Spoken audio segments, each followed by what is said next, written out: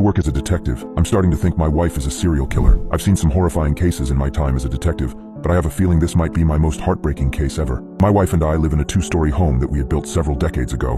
We are a ways away from the bustle of our city and our closest neighbors, who happen to be my son, Hunter, and his family. We enjoy living in relative solitude. I take our German Shepherd, Mr. Morris, on regular walks through the woods to get my mind off my job and the horrors I've experienced throughout my career. But today, my ordinary life all came crumbling down. I started my day off the same as any other.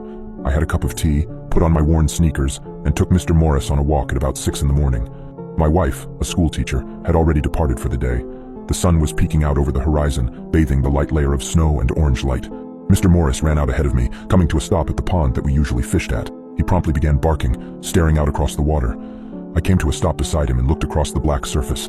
Either my eyes were playing tricks on me, or someone was on the other side of the pond.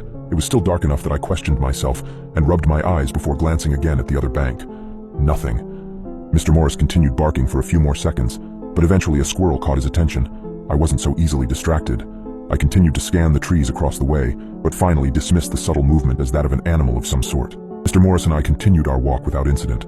I flipped on the news and sat down with a bacon, egg, and cheese croissant. Mr. Morris likewise lapped up the fresh food that I had placed in his bowl. I took a bite of my croissant and focused on the television set. The newscaster was discussing the disappearance of a local woman, Denise Lawson. I had seen this before. The poor girl had been missing for about 2 weeks now.